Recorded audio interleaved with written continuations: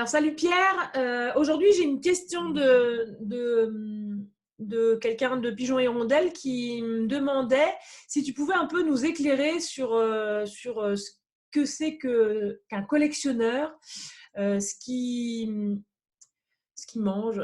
Non, mais est-ce que tu peux nous en dire un peu plus sur cette bête étrange qu'est le collectionneur? Alors, pas de souci. Alors, un collectionneur, bah, évidemment, c'est déjà une personne qui collectionne des œuvres d'art. Ça, bon, des œuvres d'art, pas que forcément. On peut être aussi collectionneur de tire-bouchons et de canettes, voilà. Mais c'est le fait plutôt d'accumuler des objets qui sont d'un même type et de les garder chez soi, de les montrer, voilà, de les montrer tout du moins, pas forcément, mais tout du moins au moins de les avoir chez soi. La problématique que l'on a en France, c'est qu'effectivement, bon, si on possède quand même quelques informations, mais on n'en a pas non plus 36 000, mais on en a quand même un petit peu pour pouvoir travailler.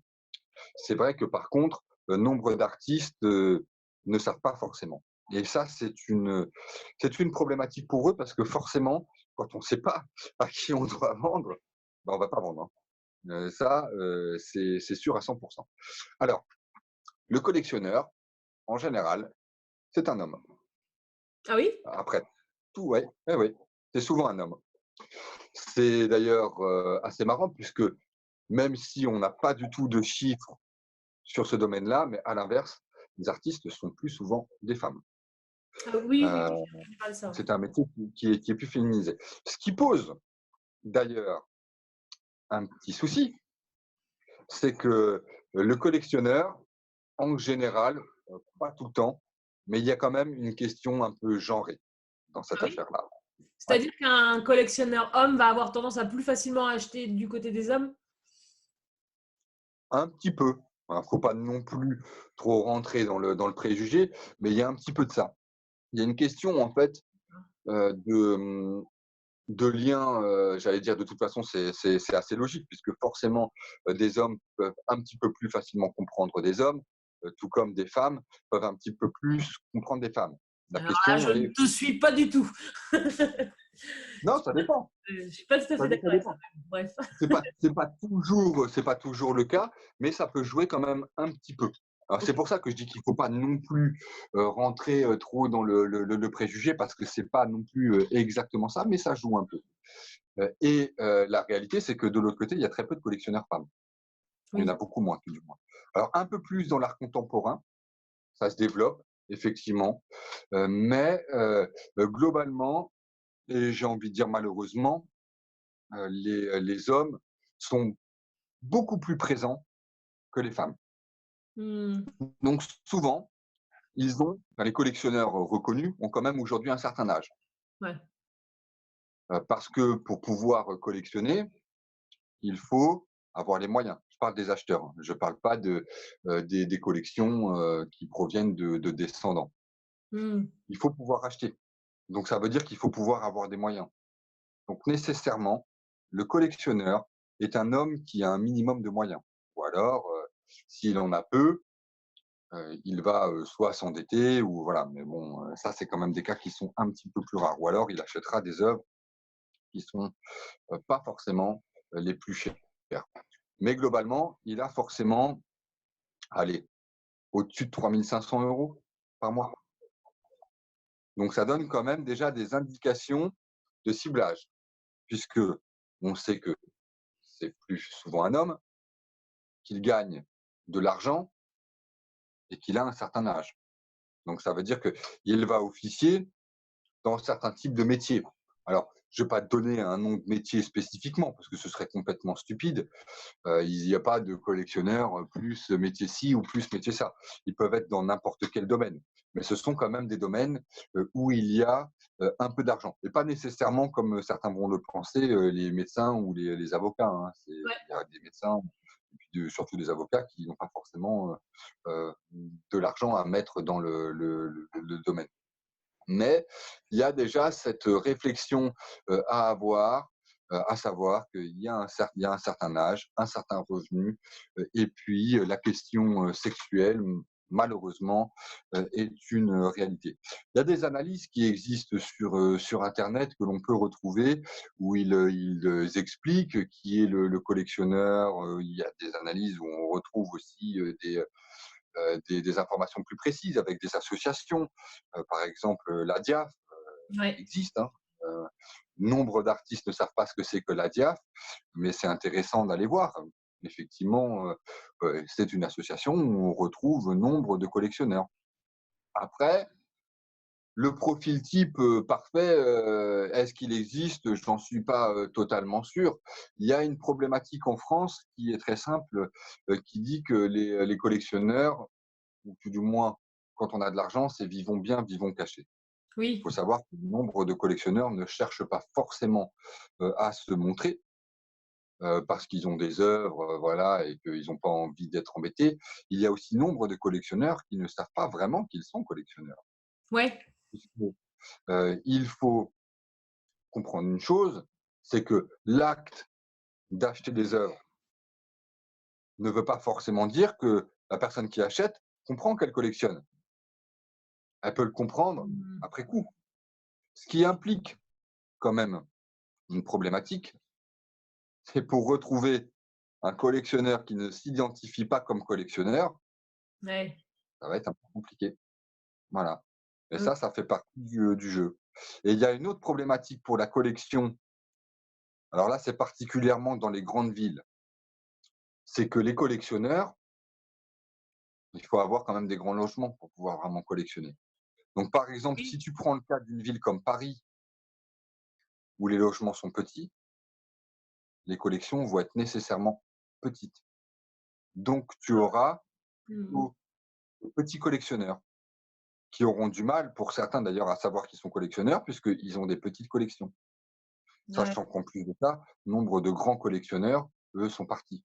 Leurs collections, elles sont plus forcément en France ou eux-mêmes ne sont plus du tout en France tout court physiquement. À Voilà. cause de la fiscalité, tu veux dire? Oui, c'est des questions essentiellement liées, à la fiscalité. Donc OK. forcément, ça pose des questions, pour pouvoir, développer les activités. Mais après, il y a aussi des organismes, le CNAP peut aider les artistes, dans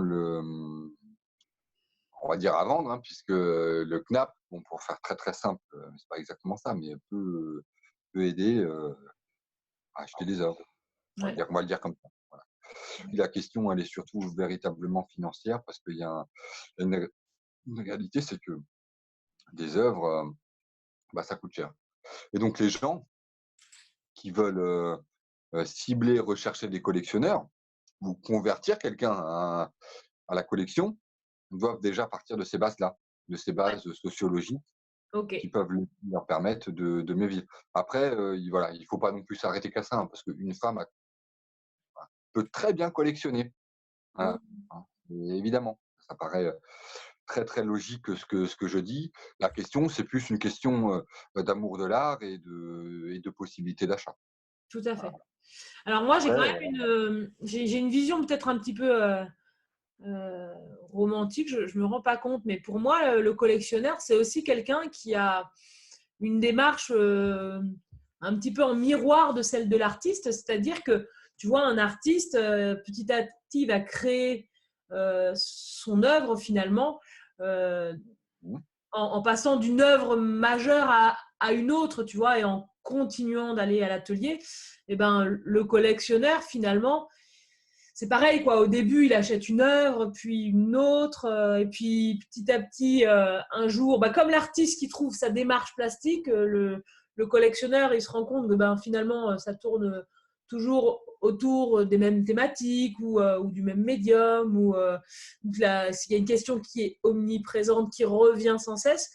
Et là, on passe à un stade de collectionneur qui est euh, presque, j'allais dire, le collectionneur, c'est pas professionnel parce que c'est pas son taf, mais en tout cas, il a vraiment une démarche, un regard professionnel. Donc, mmh, pour moi, le collectionneur, à un moment donné, il a une démarche quoi, de collection. oui, bien sûr, qu'elle Et, soit consciente ou inconsciente. et comment Oui, est-ce que vas-y, tu continue. sais est-ce que tu sais s'il y a un moyen de… Ouais, non, je dis une bêtise, peut-être qu'il faut juste discuter, mais est-ce que tu sais que, s'il y a un moyen de connaître un petit peu mieux les démarches de collectionneurs euh, quand on va rechercher les collectionneurs? Parce que moi, par exemple, je vais pas rentrer dans la collection de quelqu'un qui collectionne que du fluo, par exemple, ou ce genre de choses, quoi. Il y a une thèse sur internet qui circule qui date, je crois, de 2010. Moi, j'ai Ouais, plus précisément les dates, hein, qui s'appelle «Les collectionneurs d'art contemporain», qui a été faite par un chercheur au CNRS, je crois qu'il est chercheur, il s'appelle Cyril Mercier, et d'accord. qui explique justement, les démarches, heu, voilà. Il fait une thèse en tout cas, sur, les collectionneurs d'art contemporain. Donc là déjà tu obtiens certaines informations.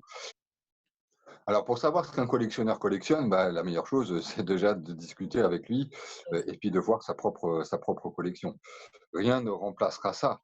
Après, tu peux avoir, des démarches, si tu le vois pas en physique, sur internet pour lui poser des questions, mais le mieux, c'est la communication directe avec lui. Ouais, bien sûr. Hmm. C'est la quasi seule solution, sauf si effectivement tu trouves des informations, s'il est référencé, si ce collectionneur, est connu. Mais, on va pas se voiler la face. Il y a des cibles de collectionneurs à toucher et des cibles de collectionneurs qui ne servent absolument à rien de contacter. Si tu vends des œuvres, à, 500 €, mais, François Pinault, mais il s'en fiche, tu Hmm. vois? C'est pas François Pinault, ou je sais pas, Bill Gates ou tous ces gens-là. Des fois, j'entends des noms, qui reviennent, les Lagardère, les Bolloré et tout ça, mais eux, ça va pas forcément être leur domaine. Peut-être, hein, peut-être qu'ils vont être intéressés par ce que l'artiste va proposer, mais la réalité, c'est qu'a priori, ils auront même pas le temps de te répondre, tu vois? Ouais, bien sûr. Et puis déjà, faut trouver déjà le contact, déjà. Donc en fait, il faut avoir les bonnes cibles, cibler les bonnes personnes avec les bonnes possibilités financières. Si d'un côté, toi, tu vas cibler un collectionneur, et que, son portefeuille ne lui permet pas, d'acheter tes œuvres, déjà, tu as perdu ton temps. Oui, oui. Et inversement, si tu évolues pas dans la bonne gamme, c'est-à-dire que si tu vends des œuvres trop peu chères par rapport à ce que lui recherche, bah, ça sert à rien. Voilà. Donc il y a des cibles clientèle qu'il faut mettre en place, qu'il faut trouver. Chaque artiste doit en fait avoir son propre ciblage, mais ça c'est du marketing. Il faut connaître son réseau d'acheteurs et définir des profils. Et à Ouais. partir du moment où tu auras des profils, déjà tu en sauras un petit peu plus sur les types de collectionneurs qui peuvent t'acheter. Après, c'est pas une science exacte, hein, évidemment, mais ça joue quand même énormément. C'est du marketing. Ça se joue essentiellement là-dessus. Et de toute façon, même rechercher un collectionneur, c'est du réseau, donc c'est de la communication, donc c'est du marketing. Ouais, bien sûr. On en revient toujours à la même chose. On en revient exactement toujours à la même chose, à la création d'une stratégie qui te permet de définir la bonne cible, parce qu'il y a collectionneurs de ci et de ça. Si tu vas contacter, un collectionneur sur internet, parce que je sais que nombre d'artistes n'ont pas forcément de réseau. Donc la première chose qu'ils vont faire, c'est aller chercher justement sur internet. Donc c'est une des premières choses. Donc ils vont aller taper collectionneur, voilà, sur LinkedIn ou sur n'importe, voilà. Mais, si tu contactes le collectionneur de voitures alors que toi tu vends des peintures, ça va pas fonctionner, tu Hmm. vois? Donc il y a un travail à faire là-dessus, d'affinement ou d'affinage, on pourrait dire ça comme ça, voilà, et qui va te permettre, à un moment, si tu te relâches pas, de pouvoir trouver les bonnes cibles. Ça, c'est capital. Un vendeur qui n'a pas de cible, bah, il vendra jamais. Voilà, on peut dire ce qu'on veut. On peut dire que les artistes, sont des créateurs et pas des vendeurs. Moi, j'y crois pas. À partir du moment où on a quelque chose à vendre, on a quelque chose à vendre. C'est tout, point barre. Ça va pas plus loin que ça. Donc définir son profil d'acheteur, donc là, en l'occurrence, évidemment, le collectionneur, mais il n'y a pas que les collectionneurs, hein, évidemment. heu, et ben, c'est quand même quelque chose d'important. Ouais. Mais effectivement, s'il existe des profils types, des profils qu'on va retrouver, voilà, sur les analyses, les thèses et tout ça, il convient dans tous les cas, pour chaque artiste qui sera intéressé par ce thème-là et par cette vidéo-là, il conviendra pour chacun de quand même faire son propre ciblage pour être sûr. Parce que même si dans ce que j'ai dit, il y aura sûrement des liens, mais il y aura pas que ça. Par exemple, je suis déjà tombé sur des études où on expliquait que parmi, les collectionneurs d'art contemporain, il y avait plein de jeunes. Oui, Il y avait plein de gens qui commençaient leur collection à partir de 18 ans, même sans s'en rendre compte. Et ces analyses-là, ils disaient aussi que là, pour le coup, il y avait aussi plein de jeunes filles, tu vois? Donc ça, c'est des choses qu'on n'a pas dit au début de la vidéo, mais qui peuvent quand même aussi avoir un certain intérêt. oui, Parce que oui, ce sont les futurs collectionneurs de demain qui commencent leur collection en le sachant plus ou moins, des fois même en ne le sachant pas du tout, mais ils existent aussi. Et pour autant, ils ne rentrent pas du tout dans les cases des précédents profils que je t'ai expliqués. tout à fait. Voilà, ils sont là, pourtant.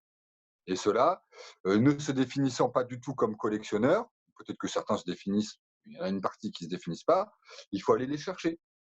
Il faut leur faire prendre conscience aussi que justement, eux aussi sont des collectionneurs. Et à Mmh, partir du moment où eux-mêmes se définiront comme collectionneurs, ce sera beaucoup plus simple pour les artistes de pouvoir les retrouver. ouais, Après, il y a aussi tous les collectionneurs à l'étranger, parce que là, je parle essentiellement des collectionneurs français, mais les collectionneurs à l'étranger, par exemple dans le monde anglo-saxon, ils sont pour certains beaucoup plus accessibles.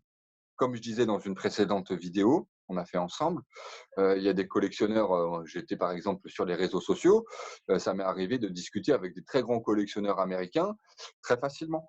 Mais ouais. ils ont pas le même rapport, ils fonctionnent pas de la même manière. Et aux États-Unis, il y a une autre problématique, qui d'ailleurs pas une problématique, mais plutôt un avantage, c'est qu'ils ont de grandes maisons, donc avec des collections qui sont beaucoup plus importantes, Ouais. et forcément, bah, eux, quand ils veulent, acheter, bah, ils achèteront peut-être un petit peu plus facilement parce que la maison est plus grande. Donc ils ont les moyens, bah, ils vont pouvoir acheter plus d'œuvres, d'où Ouais. l'intérêt du marché américain. Ou Mais des ou des formats différents d'ailleurs. exactement, des Ouais, formats qui peuvent être aussi plus grands. Mais par contre, il faut pas, je dis ça, mais je vais pas dire que les États-Unis, c'est forcément la Mecque, hein. Enfin, quoique parce que New York, c'est quand même, c'est là pour le coup, c'est la ville absolument et totalement centrale en matière de marché de l'art. Mais ah, ça, les encore gens ne maintenant? s'en rendent pas compte. De Encore quoi? aujourd'hui? Encore aujourd'hui? Ah, plus D'accord. que jamais. Paris, c'est loin derrière, c'est très, très loin derrière. Mmh. Les grandes villes, aujourd'hui, c'est New York et Londres. Je ne sais plus combien capitalise New York sur le marché de l'art, mais c'est absolument faramineux. Alors sur le marché de l'art, pour les maisons de vente, hein, évidemment. Mais ça te laisse quand même, voir un peu la tendance. De toute façon, les collectionneurs fonctionnent un petit peu plus quand même de manière nationale. C'est-à-dire qu'un acheteur, un collectionneur français a plus de chances de collectionner des artistes français que des artistes internationaux. Alors, D'accord. il faut faire évidemment attention, hein, sinon il n'y aurait pas d'Américains qui achèteraient des Français ou des Français qui achèteraient des Américains et puis tutti quanti. Mais il y a une réalité qui est toute simple. Un acheteur, il a plus de chances d'aller acheter dans son réseau. Et son réseau, il a plus de chances d'être un minimum local. Et c'est pareil pour l'artiste. L'artiste, il va vendre dans son réseau, il va trouver des gens de son réseau. Donc, par exemple, il va passer par une galerie, mais la galerie, elle va passer par les gens du réseau de la galerie. Donc, il y a plus de chances que ce soit des gens du coin. Ouais. C'est assez logique. Voilà. OK. Donc, il y a une logique nationale dans la collection. Même si, encore une fois, il faut y faire plus que très attention. Ouais, il faut prendre ça avec des pincettes, quoi. Exactement, exactement. Mais quand même, moi je le voyais par exemple dans des événements, il y avait des artistes qui, ramenaient leurs collectionneurs, et c'était des artistes, qui étaient pas, originaires de France. Bah, ils avaient leurs collectionneurs, qui venaient de leur pays d'origine. Clairement, Mmh. c'était clairement le cas. Voilà. OK. Et ben, merci pour, avoir répondu à cette question et puis, De à la rien. prochaine vidéo, écoute. Super, ça marche. Ciao. Ciao.